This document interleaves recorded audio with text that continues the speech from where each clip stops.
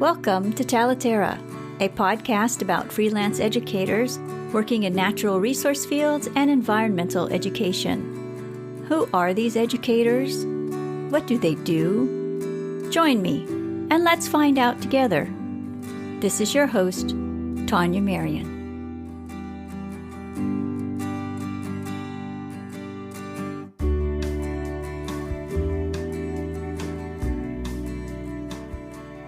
Today, my guest is Tammy Cole, founder and president of Optimistic Orchard, where community members can attend workshops and public events that support the orchard's work in regenerative agriculture and gardening.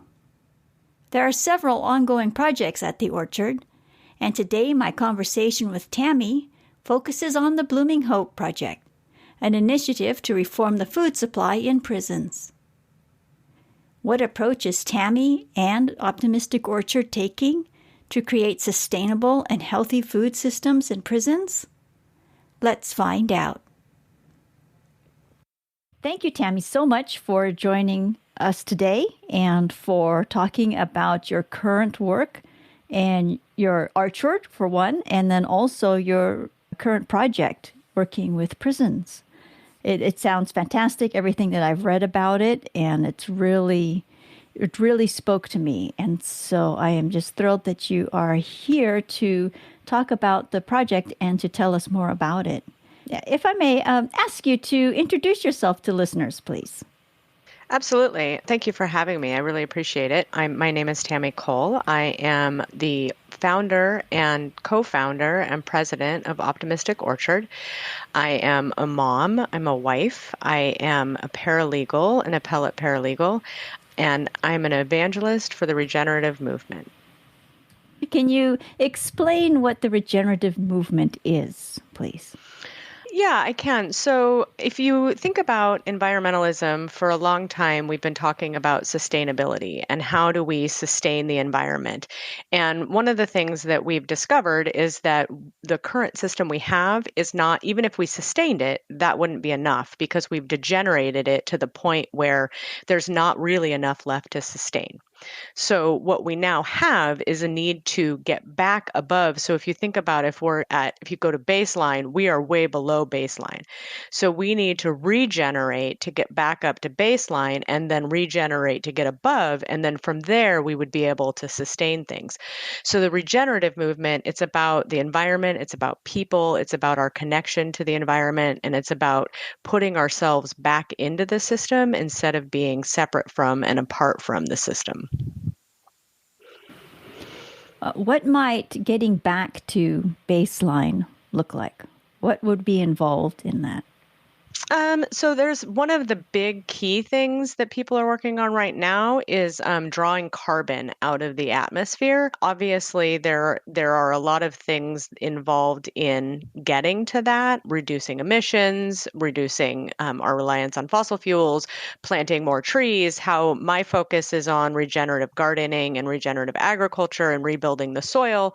So there's a lot of things that would have to come together in order for that to work. But ultimately, what we end up with is less carbon in the atmosphere, a cooler environment to live in, and more resources that are the resources being used, not necessarily more for people to use, but used in a way that they're not being abused. As you said, you are the president and founder or co-founder of Optimistic Orchard. I love the name. If we were to go on a field trip to the orchards today, what would we find there? And what would we be able to do there? Oh, a lot of things. So right now the physical orchard is we call it our big audacious dream. It is someday down the line, a physical space that is 50 plus acres. And what you can do there will be a lot of things. The orchard right now the physical space is theoretical. We're working on a big audacious dream. And our big audacious dream is that we'll have a gathering place of 50 plus acres where all people are welcome. And we'll be working as a family together. And whether that's just my physical family, because that's who has started the orchard, or whether we will bring on additional people who will be like family. And the things that we want to be able to do are tours and classes for the schools and community members to learn about regenerative farming, to heal and to connect with each other and with nature. We want to have a U-Pick program that's accessible to all people, growing fruit like apples and peaches and berries and vegetables like cabbage and carrots and cucumbers. We'll have nuts and medicinal herbs and flowers, and integrating. One of the big things about regenerative gardening and farming is animal integration. So we want to integrate a rescue zoo of sorts with donkeys and sheep and goats, probably some pigs, although pigs are a little tricky because they are by nature degenerative. They rip apart the ground. But my kids are insistent that we can find a way, so we shall see. And then other animals, chickens and ducks. And I actually just have started learning about bees and apiaries. And I've always known the benefits of them, but we're starting to learn how to manage an apiary. So that's a new adventure that we're looking into. So it'll be the farm space that'll have tours and education component. And then there's also a community component, which is an open lodge-like space that has comfortable seating and a cafe that has his big dream is to have a used bookstore and crystals. And so he's calling it the Crystal Cove. So it's the Crystal Cove and used bookstore. And then the cafe, we want to have community events. So live music, open mic nights. My husband does photography. I do poetry. So we want to have some art incorporated, community art. My daughter has an idea at some point, she wants to do wall or ceiling tiles where you can donate and dedicate and craft your own tile and paint on your own tile. And so then the community would be able to put their stamp on the orchard. And then the cafe will also have muffins and coffee and tea, and then other things that we're selling. My husband he does fermented foods and canned foods. And so we'll have those and kombucha. And my daughter makes handmade pot holders. We call them pot holders, but they're really hot pads that she makes from repurposed cloth that we found a supplier online that takes old cloth and turns them into these little ribbons that she makes with the loom. And so we'll have all of that kind of for sale in that area. And then another part of it is, I told you there's a lot of it, see? So we're also going to have, we're calling it the Zen Den, where there will be a prayer area and gratitude circles and meditations and yoga and things like that. And then we also want to do ceremonies. Our family follows the moon cycles. And so we want to do full moon and new moon ceremonies and helping people to release in that fashion. And then solstice celebrations and forest bathing. And I actually recently just got ordained as a minister. So we are going to have weddings and parties, and it'll be a big place for the community to come together and heal and connect back with the earth. And the biggest focus is inclusion of all people and having a place for anybody and everybody to come. We don't want money to be a hindrance. That's part of why we started Optimistic Orchard as a nonprofit. We don't want people, there are several places that we have talked to and looked at where cost is extremely prohibitive for a lot of people. My daughter wants to have one of the things she wants to do is music. She plays the French horn and she transposes and she teaches. And so she wants to do music lessons. She's calling it the Optimistic Orchestra. That she just came up with that name the other day. It was very cute. She's 14, almost 15. And so she wants to do that. And her focus is going to be on underprivileged youth. So kids who are in foster care or otherwise in the system, and kids who wouldn't otherwise have access to music and getting them access. And then the same goes for the education component. We want to be able to have access for all people so that all people have a place to come and gather and hang out and just really connect with each other. And we live on Bainbridge Island, and we've recently been attending Bainbridge Island Performing Arts has been doing concerts in the park for no charge. And it's been amazing to sit with the people and just be a part of of the community again, especially after all of the isolation from COVID, and to just get back together again and spend that time together has really been inspiring and energizing for us to really have the push to figure out to get to that place, because it just feels so good to have that space together. Yes, I see on your event page that you are doing more, you are starting to list community events. Now, with what I used to do community events, pack up the car, the tent, all my stuff. And it is good to see that coming back around. And yeah, because it's the last event I did was in fall of 2019. I brought the podcast to the Wild and Scenic Film Festival as an exhibitor, and then things just changed so much. Yeah. So what elements of your plans are you already implementing? What types of events are you hosting? We started because of all the shutdown with COVID, because we really got ramped up. We've been really working. This has been, people say, when did we start? I'm like, technically, I guess we started working earlier this year, but this has been a work in progress for probably 2 decades. We've been discussing someday and the pie in the sky dreams and the notes and all of that. But it's been probably about 4 or 5 months that we've really been going at it with a concerted effort.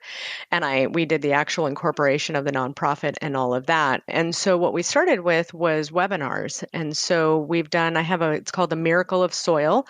And I think we did 4-part series on regenerative agriculture. What is it? How does it work? What are the benefits?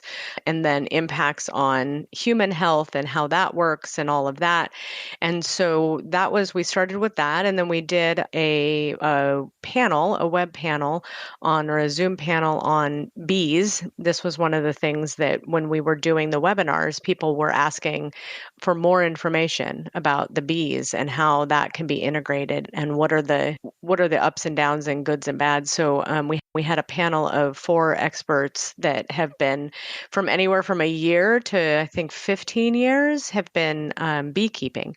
And so they came on and I interviewed them and we chatted with them about that. And then coming up next, what we have, I'm working on designing, and we'll get more into the Blooming Hope project, which is the project about the prison systems.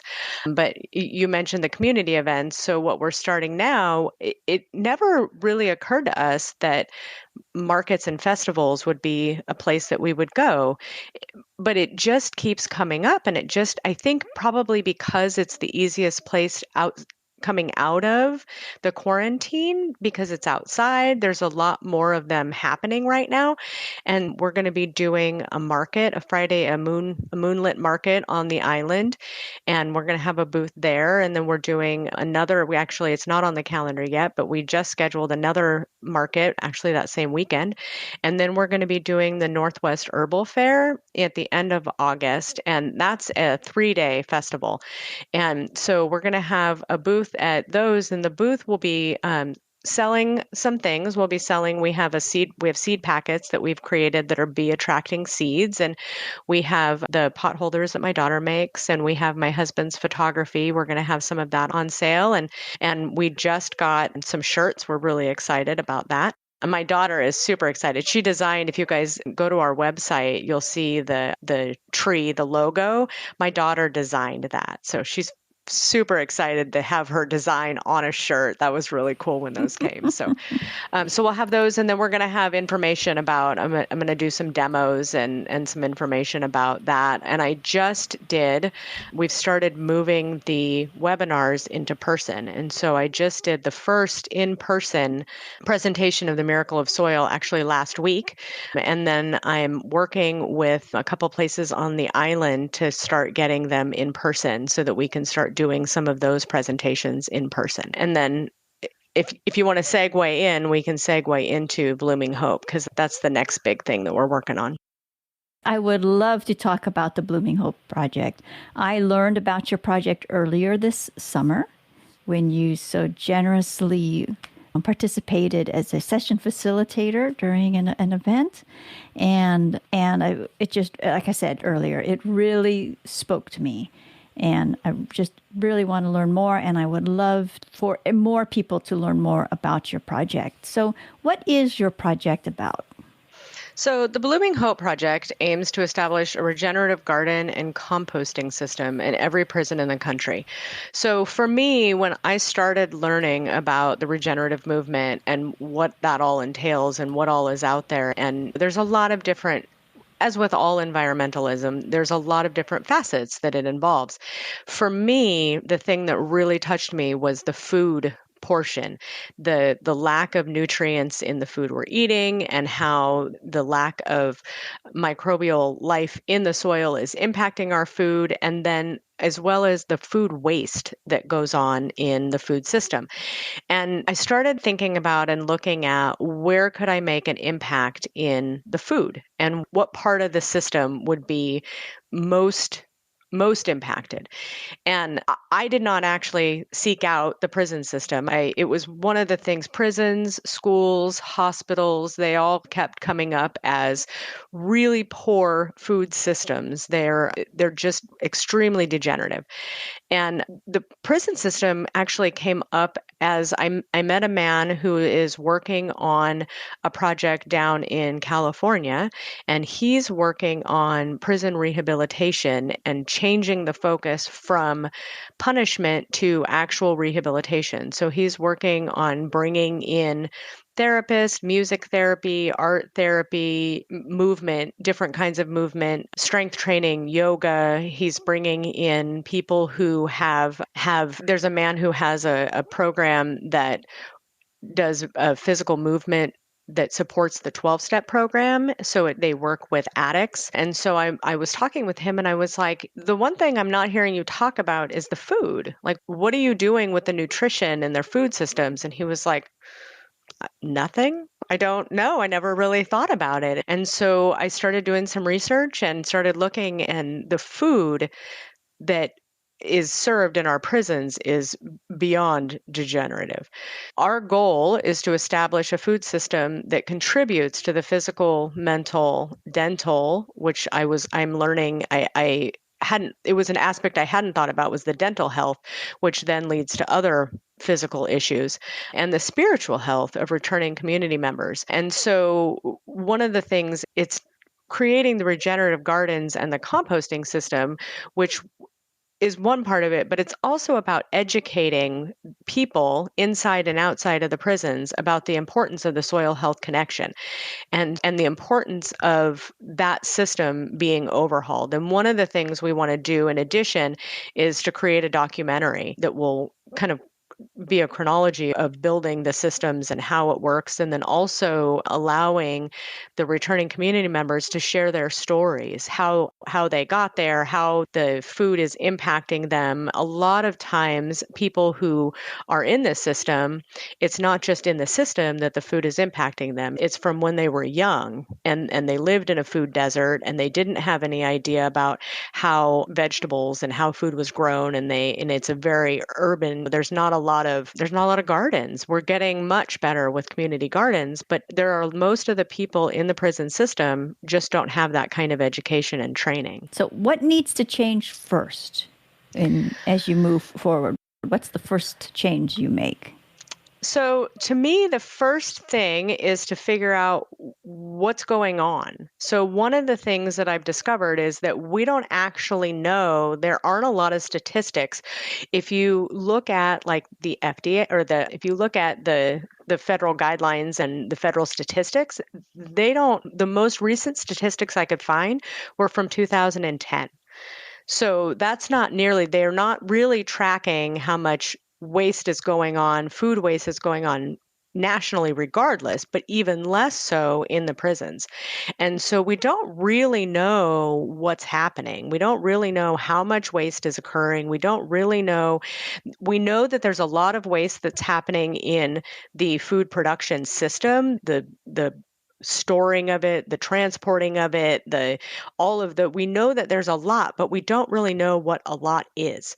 And so one of the things that I'm working on right now is I'm writing a grant proposal to get funding for research to figure out what exactly is going on and what are they being fed and how many prisoners are affected by this. There are some prisons have gardens currently, but there's no statistics on, and there's no tracking on which prisons do and which ones don't, and are they working and what can we do better. And so right now, I think the first step is to gather information and really understand the landscape of what we're working with. With respect to your research and the implementation of the Blooming Hope project, will you be focusing on prisons in California specifically, or are you going to go national right away? My hope would be to go national. I think if we start state by state, part of the problem right now is that there is so much piecemeal. And I think that what we need is a national picture of what's happening. And the food system, for the most part, there are some private prisons and there are some local prisons, but for the most part, the federal government sets the standards for what is put into the prison, even for the private prisons and the local prisons. They follow the example of what the federal prison system is doing.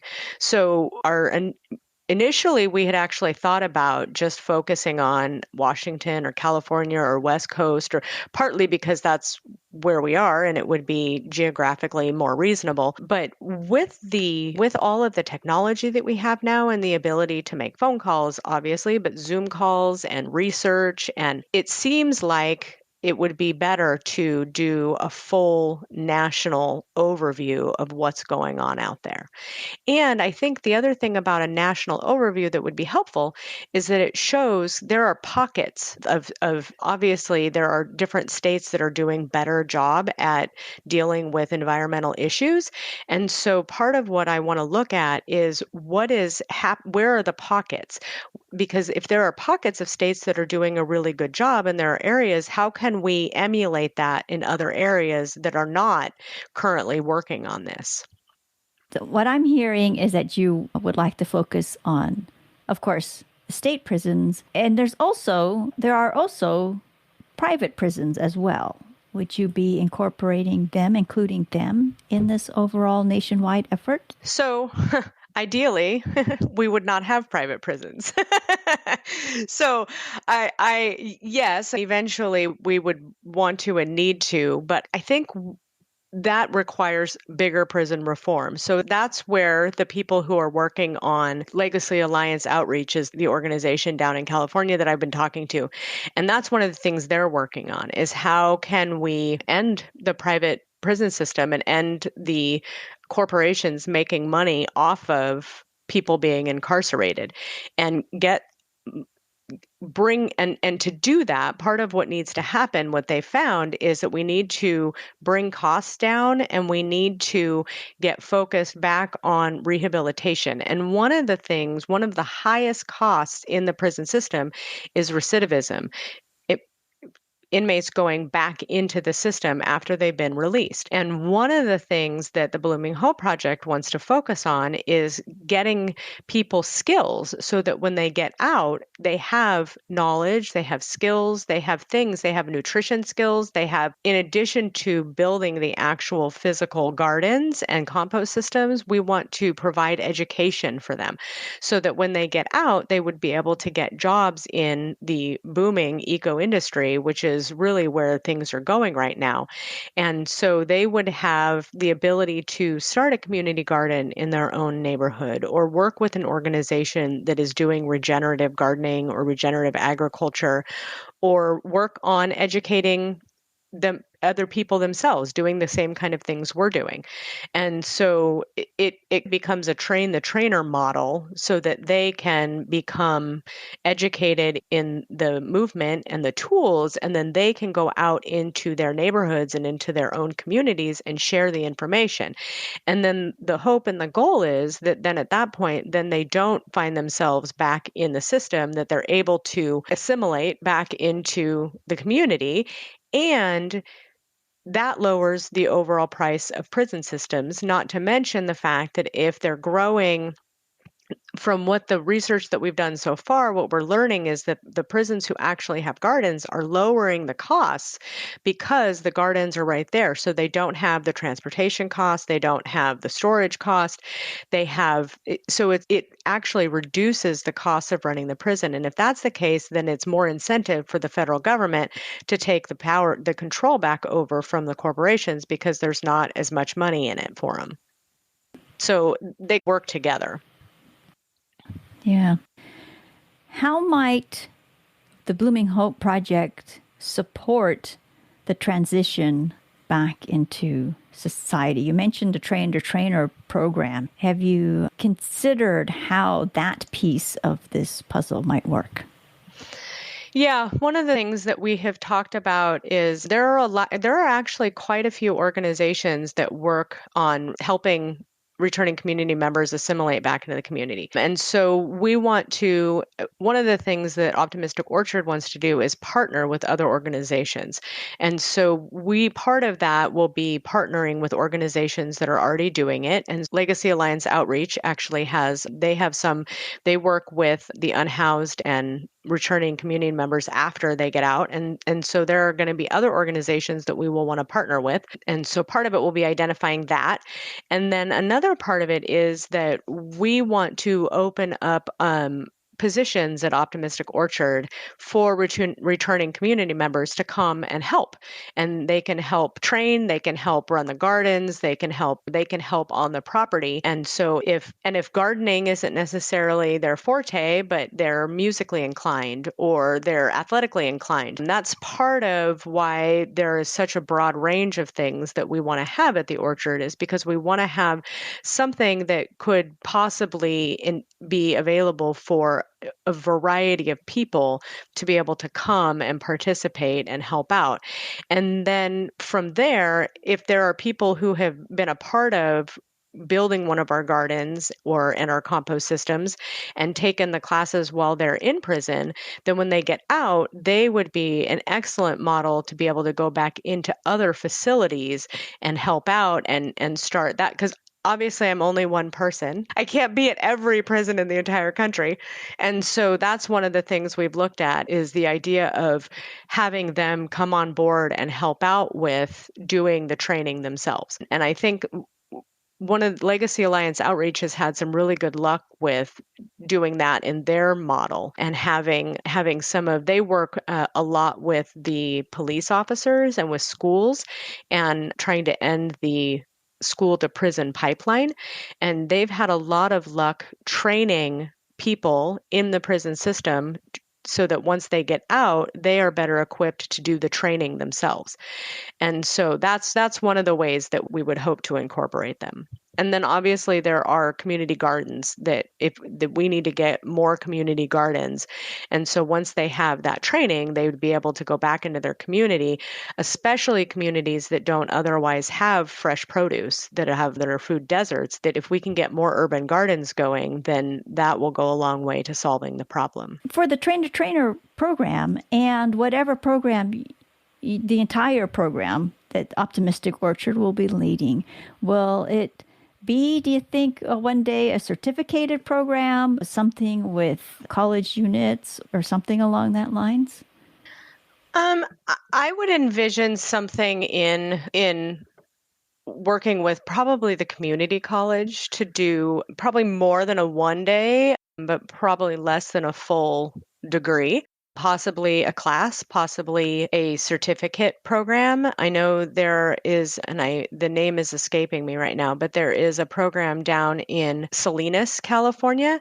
They work with one of the community colleges, and they have I think it's a 1 year that's part of that.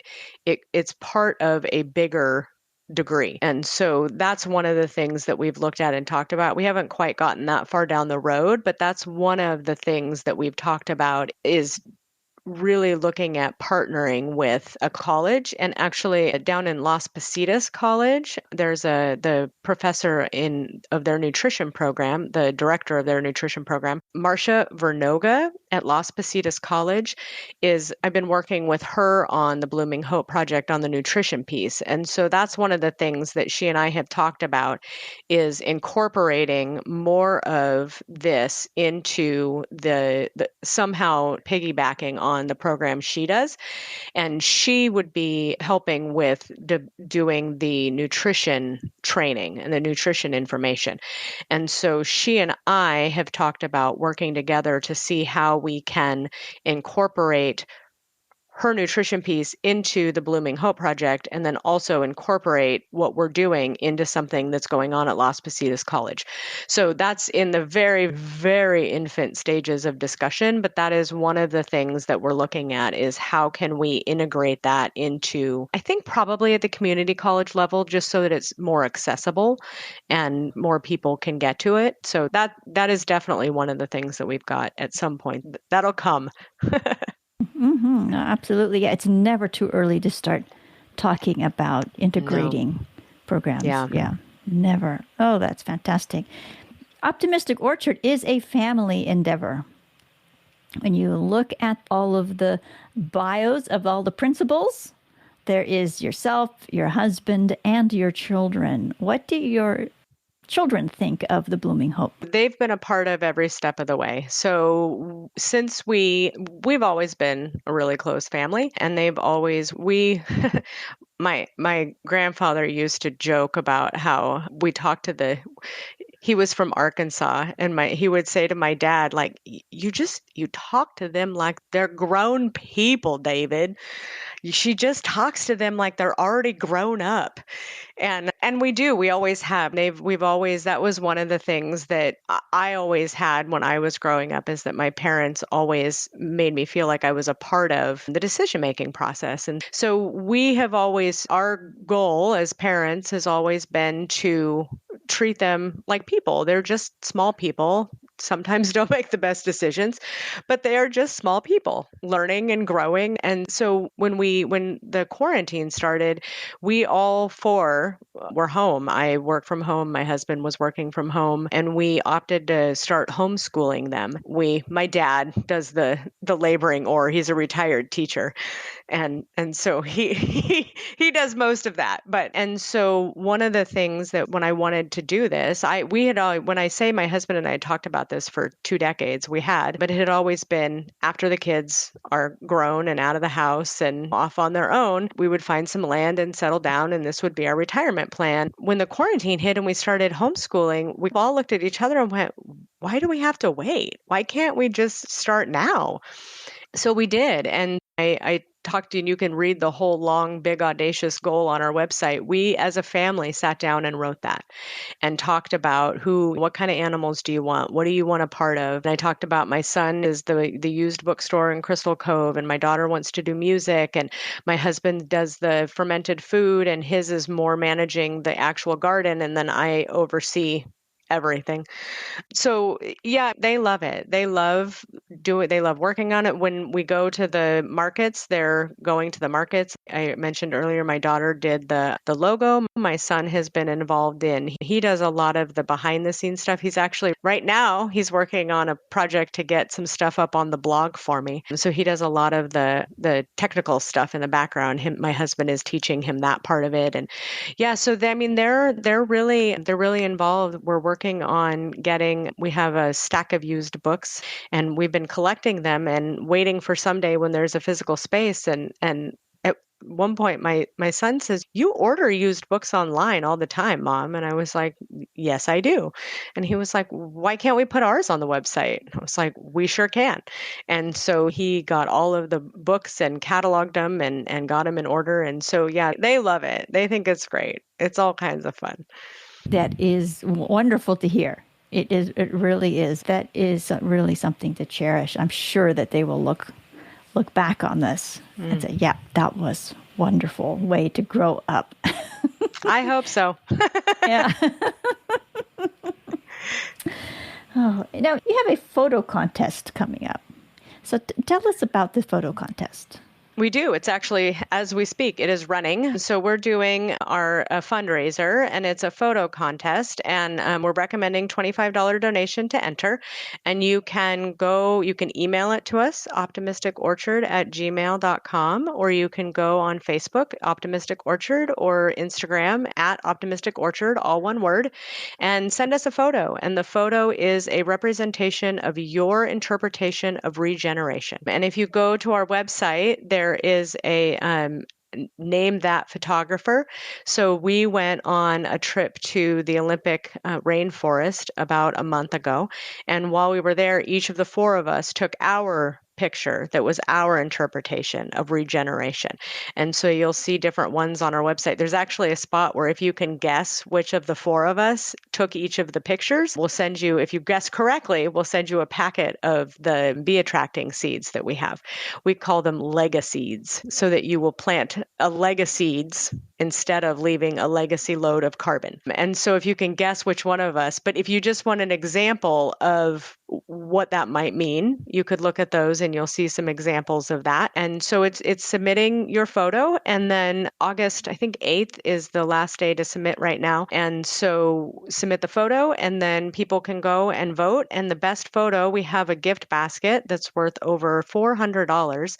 We have had some really generous donors. Kiss the Ground, which was actually who got me started on all of this. I watched the movie and then I took their soil advocate training program, and they have very generously donated one of the soil advocate training classes, which is $149 value. And then there are several other things. We have Give Us Moon Naturals makes soaps and things like that. And so they've donated some stuff. And then Mama Fish Botanicals has donated some other stuff. And we've got rose quartz earrings and a set of the hot pads that my daughter makes and some paintings and photography.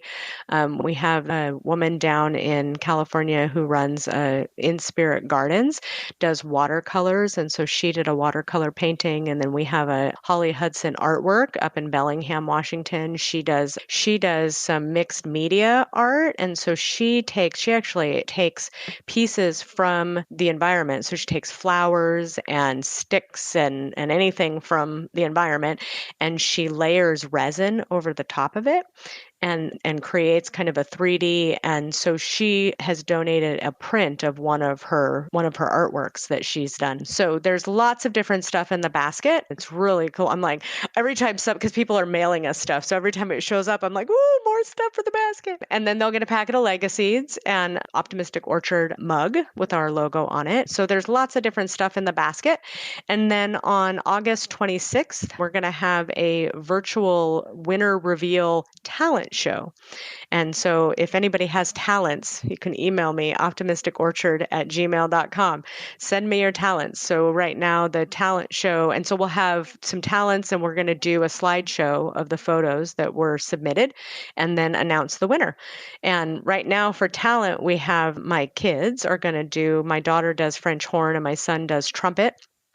And they're going to play the theme from the show Good Omens. And my husband plays violin, and he's going to play a song, and I'm going to do some poetry. And then we have a couple other, a woman who actually lives down in Costa Rica who's going to do, she did an amazing reading that I saw. And so I messaged her and said, please, will you come share your reading? So she's going to do that. And we've got a couple other kids that are one kid who's I think 15, maybe he's 16, who is a skateboarder. And so he's going to do a short video of himself doing some skateboarding tricks. And there's another kid about the same age who's a guitar player who's going to be doing a song. And so, yeah, some couple singing. And so there will be a lot of different talents to be shared and watched. It'll be our virtual community event. So we're really excited. So yeah, if people have photos they want to submit, we're recommending $25 donation for the photo and $25 donation to attend. But if don't let money be the stopper. We really want people to be able to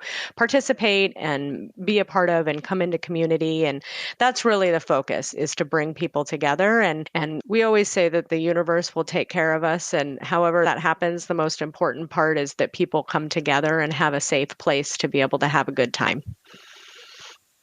Yes. I know this project has been growing in your heart for many years. It has had a physical form and presence this year, or since early this year. And it sounds like your network has grown exponentially. When you said, okay, this idea is going to happen, who did you reach out to first? So it actually started, I was at the very beginning of the quarantine. So maybe May of last year, it was March of last year.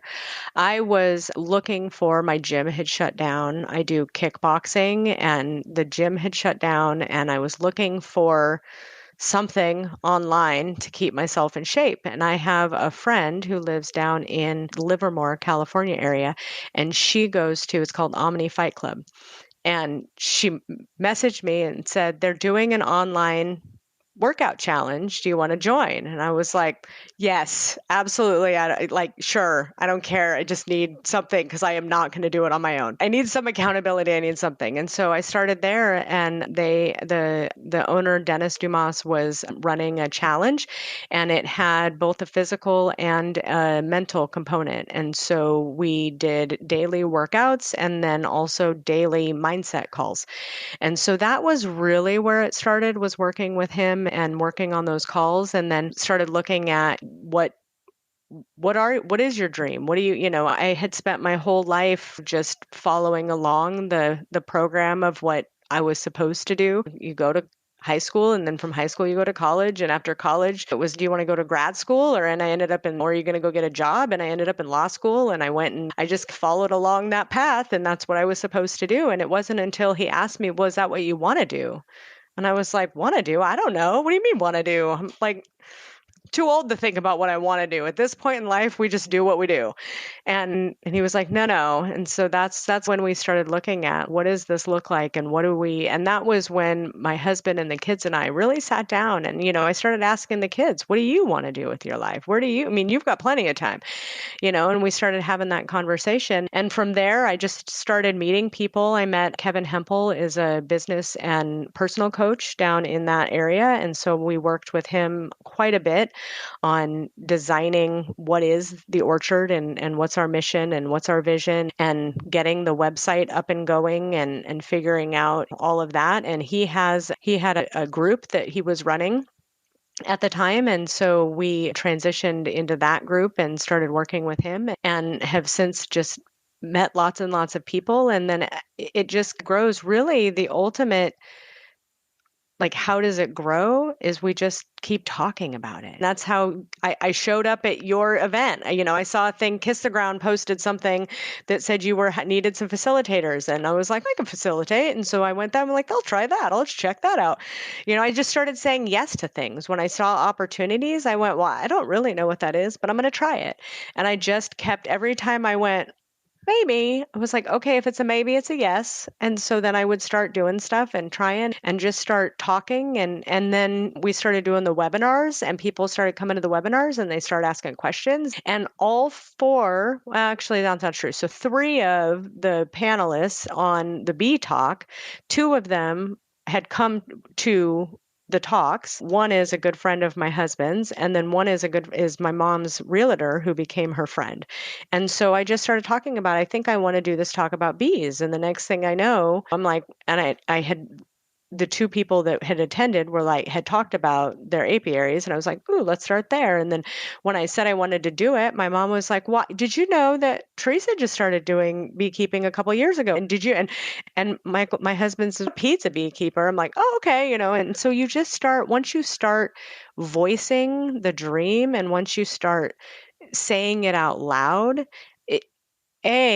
people just start showing up out of the woodwork. People are like, oh, I do that, or oh, I've got a friend who does that, and then the universe just drops them into your lap. At least they do mine.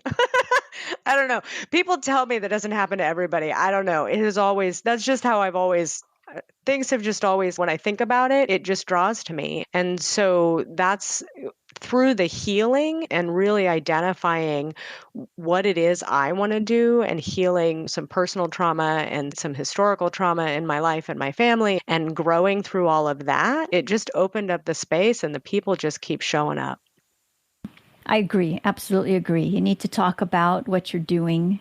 Otherwise, it's invisible to other people. And it's also then partly invisible to yourself, too, because you're hiding behind something that whatever it is that's preventing you from talking about your project or about your work.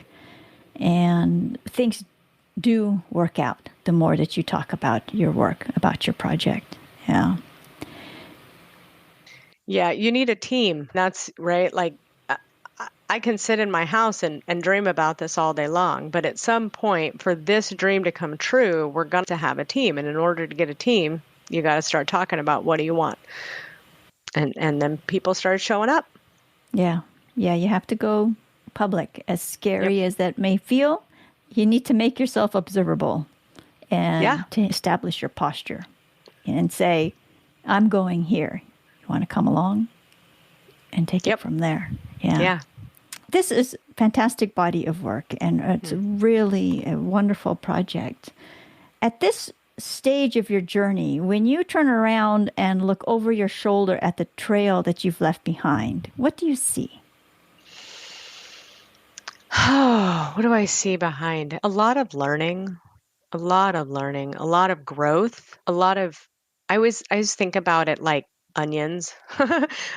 And actually my kids always laugh because there's a line from Shrek that is ogres have layers. Like onions have layers. And that's how I look at it. Like people have layers, right? And so a lot of what I see behind me is layers of onions that have been peeled back and gotten deeper and down into the root of who I am.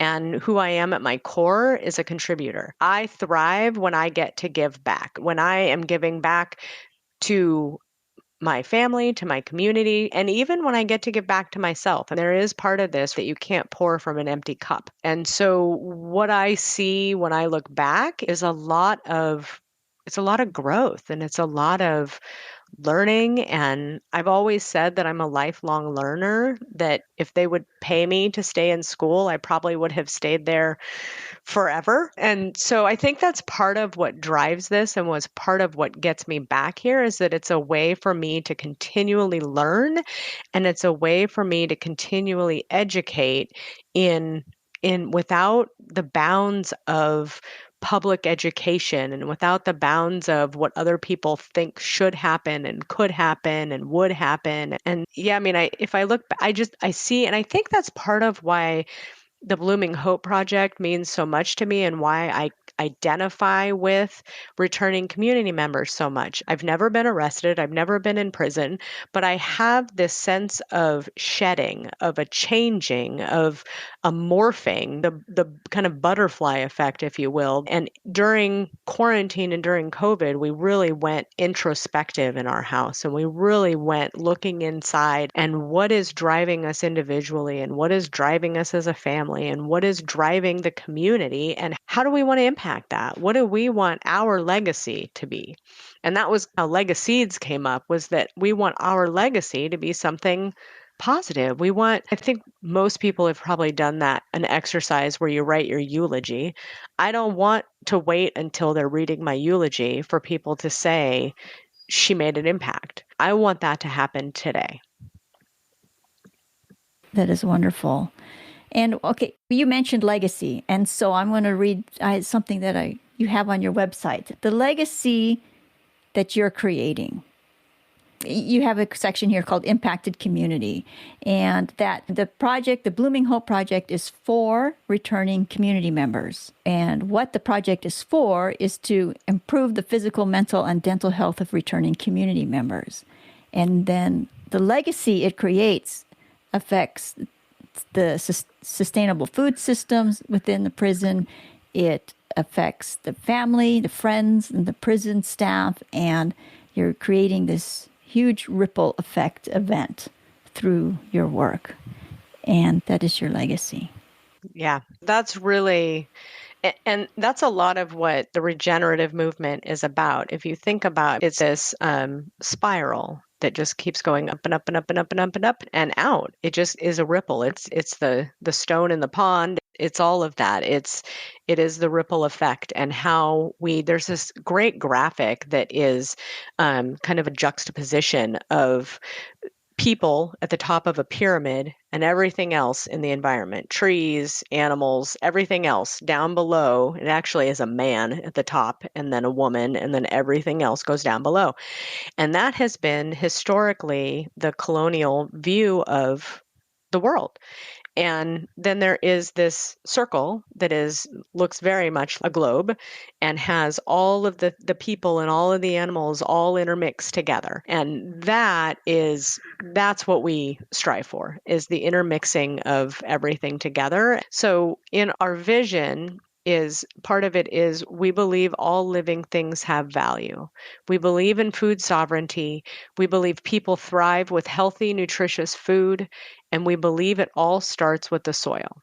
And those are not just empty words. We thought long and hard about, what is it we believe? What is it? If you join us in this process, what are you signing up for? And we do believe that. We believe that everything has value. Every living thing, trees, bugs, animals, people, everything. And the key is to think about how we all impact each other, and how can we positively and create a positive effect and a positive ripple, so that the next generation coming up can then do the same thing to the next generation and the next generation. What's next for you? For the orchard and for things like that, next is markets. We have several markets. So we've got the fundraiser going on, the photo contest. We've got markets coming up, and I am actively doing grant applications. So that's actually something, if people are listening, we're just starting to do federal grants. So actually, if there is a grant writer out there, I am looking for a grant writing mentor. That is one of the biggest things we're looking for right now.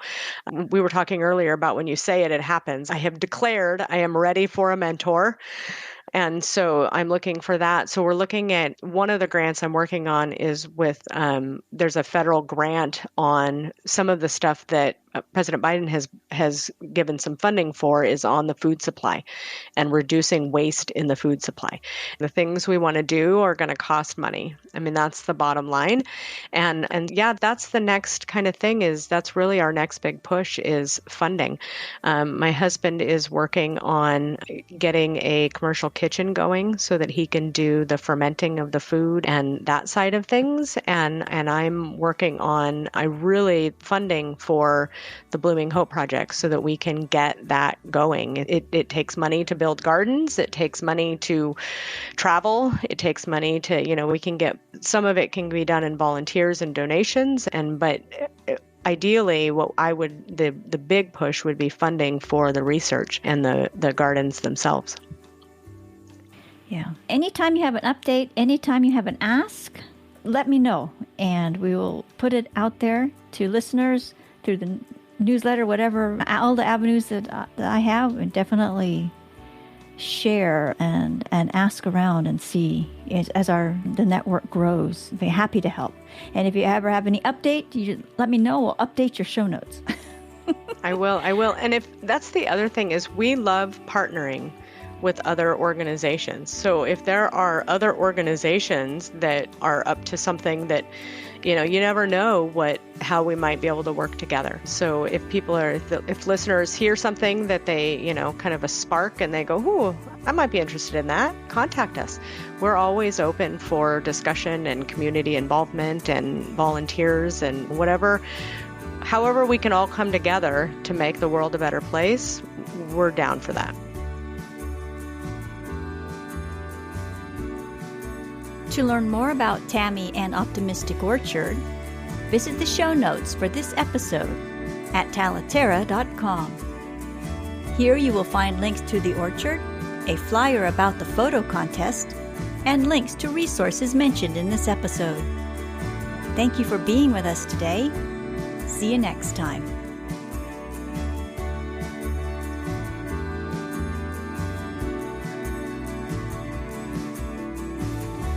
Talaterra is a podcast for and about independent educators working in natural resource fields and environmental education. If you enjoyed this episode, please share it with friends and colleagues. Thank you so much for joining us today.